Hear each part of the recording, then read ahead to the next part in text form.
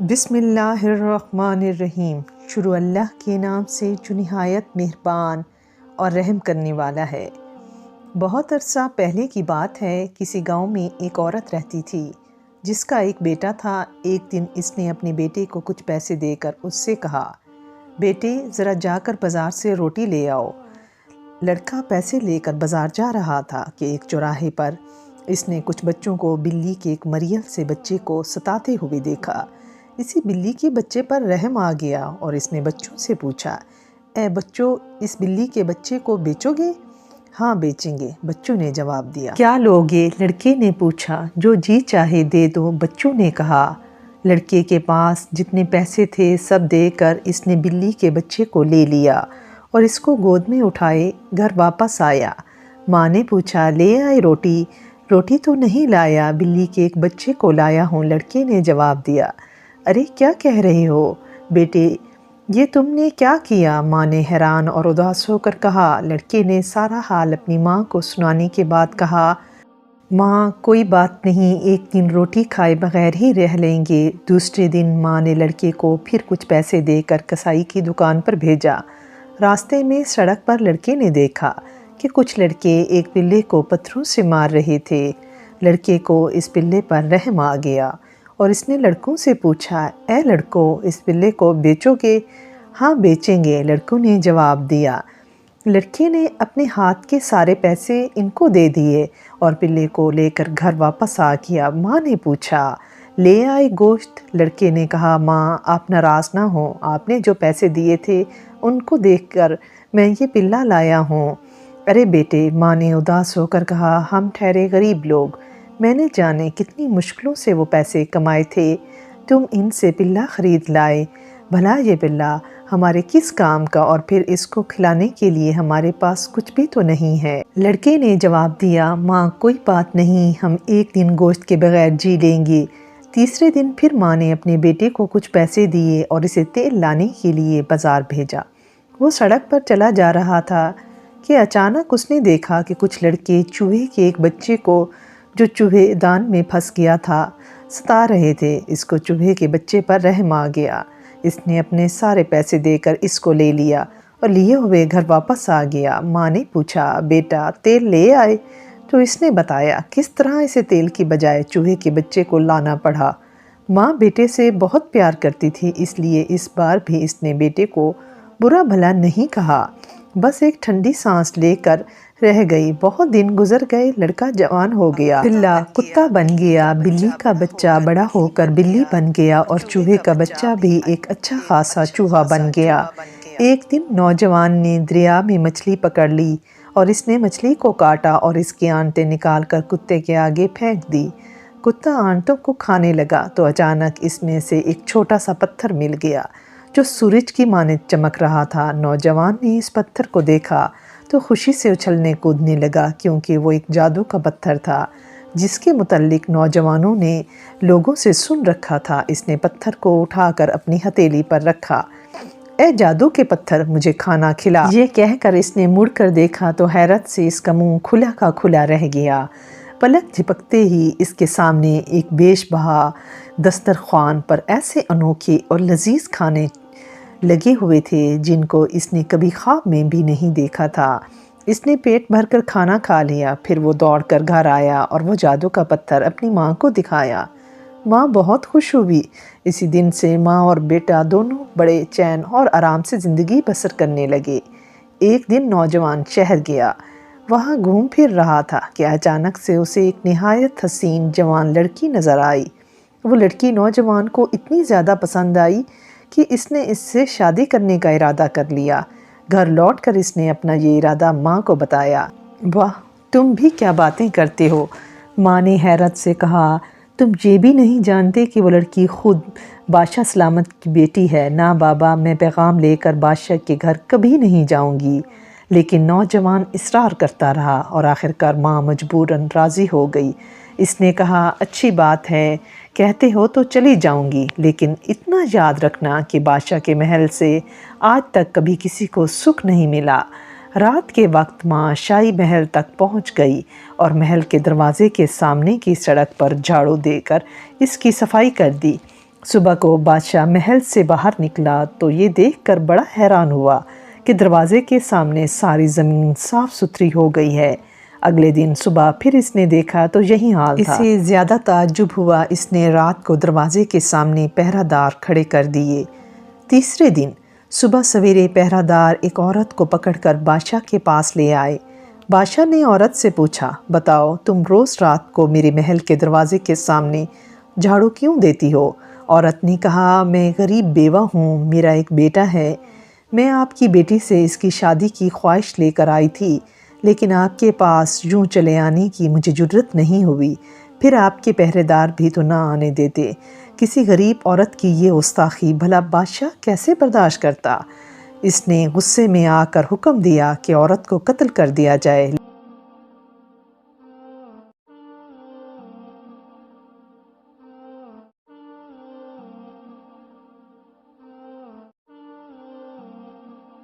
لیکن اس کے دائیں والے وزیر نے کہا، بادشاہ عالم، اس بیچاری عورت کو قتل کروانے کی کیا ضرورت ہے؟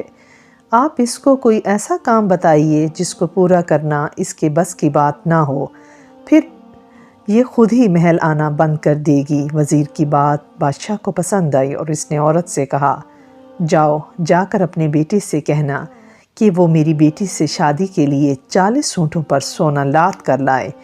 ہم بیچارے اتنا سونا کہاں سے لائیں گے؟ عورت نے اداس ہو کر سوچا اور محل سے نکل گئی۔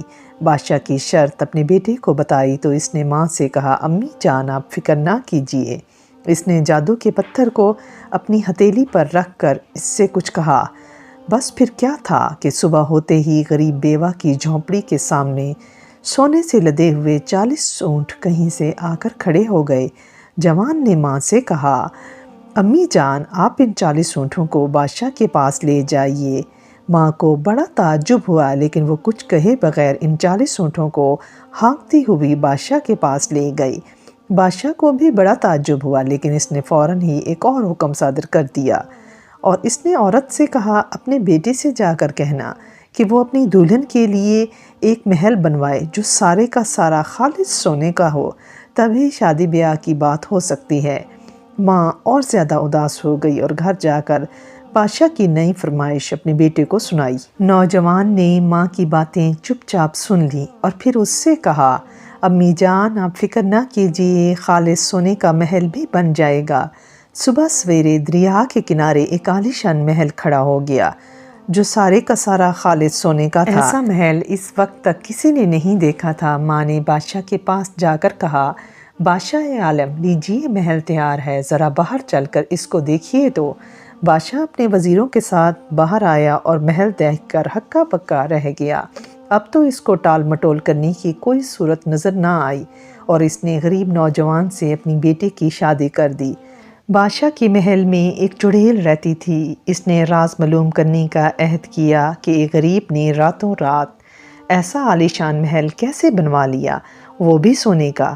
یہ عہد کر کے وہ مزاج پرسی کے بہانے شہزادی کے پاس آئی اور اس کو اس بات پر تیار کر لیا کہ وہ اپنے شوہر سے کسی طرح یہ راز معلوم کرے۔ چنانچہ اپنی بیوی کے اصرار پر نوجوان نے بتایا، میرے پاس جادو کا ایک پتھر ہے، اس کی مدد سے میں جو کچھ چاہوں کر سکتا ہوں۔ تم اس جادو کے پتھر کو کہاں رکھتے ہو؟ بیوی نے پوچھا۔ میں اس کو اپنے منہ میں زبان کے نیچے رکھتا ہوں، نوجوان نے جواب دیا۔ اگلے ہی دن شہزادی نے یہ سب باتیں چڑیل کو بتا دی۔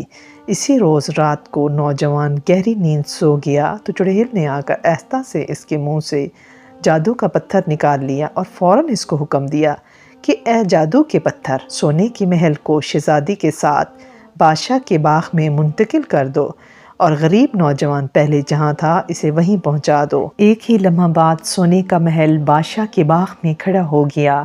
نوجوان نے آنکھیں کھولی تو اس نے دیکھا نہ محل ہے نہ شہزادی، اور وہ خود اپنی بوسیدہ جھونپڑی کے اندر پڑا ہوا ہے۔ پاس ہی اس کی ماں بیٹھی رو رہی ہے کہ ایک کونے میں کتا، بلی اور چوہا اس کی طرف دیکھ رہے ہیں۔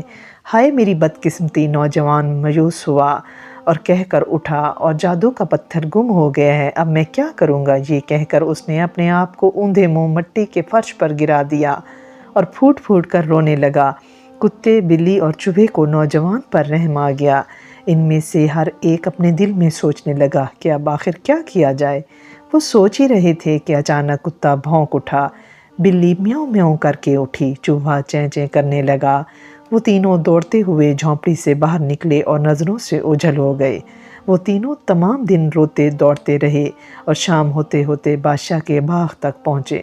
انہوں نے نظریں اٹھا کر دیکھا تو دیوار کے اس طرف نوجوان کا سنہرا محل چمک رہا تھا۔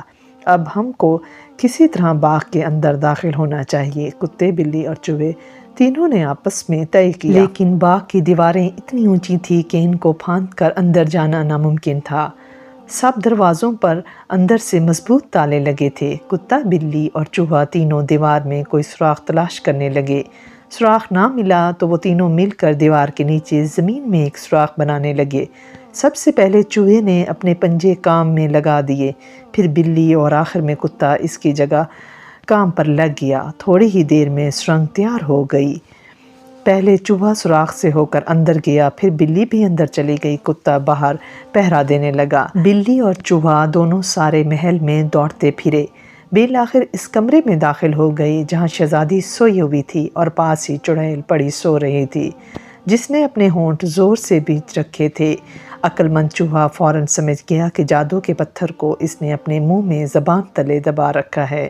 چوہا دبے پاؤں جا کر چڑیل کی چھاتی پر چڑھ گیا اور اپنی دم کی نوک سے اس کی ناک میں گدگدی کرنے لگا۔ چڑیل نے اپنا منہ کھول کر ایک چھینک مار دی اور جادو کا پتھر اچھل کر فرش پر گر پڑا۔ بلی نے فوراً اس کو منہ میں اٹھا لیا اور جب تک چڑیل ہوش سنبھالتی، بلی اور چوہا دونوں سر پر پاؤں رکھ کر بھاگتے ہوئے سوراخ کے راستے باہر سڑک پر آ گئے جہاں کتا ان کا انتظار کر رہا تھا۔ کتے نے فوراً جادو کا پتھر بلی سے لے کر اپنے منہ میں دبا لیا اور تینوں آگے دوڑ پڑے۔ ادھر محل میں کھلبلی مچ گئی، سب پکڑو پکڑو کر کے چیخنے لگے، چور کی تلاش ہونے لگی، لیکن انہیں کیا معلوم تھا کہ جادو کا پتھر کسی کتے کے منہ میں پڑا ہوا ہے۔ کتا، بلی اور چوہا تینوں دوڑتے ہوئے تھوڑی دیر میں دریا کے کنارے پہنچے اور آپس میں اس بات پر بحث کرنے لگے کہ جادو کے پتھر کو اس پار کون لگائے گا۔ بلی کہتی تھی پتھر کو اس پار میں لے جاؤں گی، کتا کہتا تھا نہیں، تمہیں تو تیرنا بھی نہیں آتا، کہیں تم اس کو لے کر ڈوب ہی نہ جاؤ۔ چوہے کی بھی یہی خواہش تھی کہ جادو کے پتھر کو اس پار میں لے جاؤں۔ تینوں بہت دیر تک بحث کرتے رہے، کتا اپنی بات پر اڑا رہا اور پتھر اسی کے پاس رہا۔ تینوں تیرتے ہوئے دریا پار کرنے لگے۔ اچانک کتے نے منہ میں اپنا عکس دیکھا اور دوسرا کتا خیال کر کے زور سے جو بھونکا تو جادو کا پتھر اس کے منہ سے نکل کر پانی میں گر گیا۔ اسی وقت اچانک کہیں سے ایک بڑی سی مچھلی نکلی اور پتھر کو نگل گئی۔ میں نے کہا تھا نا کہ پتھر کو تم ہرگز نہ لے جانا، بلی نے مایوس ہو کر کتے سے کہا۔ اب وہ تینوں پریشان تھے کہ کیا کیا جائے، اپنے مالک کے پاس خالی ہاتھ جانا نہیں چاہتے تھے۔ نزدیک میں ماہی گیروں کی ایک بستی تھی، وہ تینوں حیران و پریشان چلتے ہوئے اس بستی میں گئے۔ تینوں کو بہت بھوک لگی ہوئی تھی۔ خوش قسمتی سے ایک مچھیرے نے ایک بڑی مچھلی پکڑ رکھی تھی، اس نے مچھلی کو کاٹا اور اس کی آنتیں پھینک دی۔ کتا، بلی اور چوہا تینوں آنتوں کو کھانے لگے۔ اچانک بلی خوشی سے میاؤں کر اٹھی، معلوم ہوا کہ مچھلی کی آنتوں میں اس کو اچانک کوئی چمکیلا پتھر مل گیا ہے۔ تینوں نے اس کو غور سے دیکھا تو پتہ چلا کہ انہیں جادو کا پتھر ملا ہے۔ تینوں خوشی سے اچھلنے لگے اور بلی نے پتھر کو اپنے منہ میں لے لیا اور تینوں اپنے گھر کی طرف دوڑ پڑے۔ گھر پہنچتے ہی بلی نے جادو کے پتھر کو نوجوان کے گھٹنوں پر رکھ دیا۔ نوجوان اس کو دیکھ کر خوشی سے پھولا نہ سمایا اور اس نے کتے، بلی اور چوہے تینوں سے کہا، تم لوگوں کا احسان میں جیتے جی نہیں بھولوں گا اور ہم جیتے جی تمہاری خدمت کرنے کو تیار ہیں، کیونکہ کبھی تم نے ہماری جانیں بچائی تھی۔ کتے، بلی اور چوہے نے ایک آواز میں اس کو جواب دیا۔ نوجوان نے جوش میں آ کر کہا، ابھی میں پتھر کو حکم دیتا ہوں کہ وہ سونے کا محل پھر سے تیار کرے۔ ماں نے بیٹے کو روکتے ہوئے کہا، رہنے دو بیٹے، سونے کے محل کی ہمیں کوئی ضرورت نہیں ہے۔ تب نوجوانوں نے پتھر سے کہا، محل کو مٹا دو تو بس پھر کیا تھا، نہ محل رہا، نہ چڑیل رہی اور نہ ہی بادشاہ اور اس کی بیٹی، ان سب کا نام و نشان مٹ گیا۔ لوگ کہتے ہیں کہ اس کے بعد نوجوان نے ایک مالی کی بیٹی سے شادی کر لی اور وہ لوگ بڑے سکھ اور آرام سے زندگی بسر کرنے لگے۔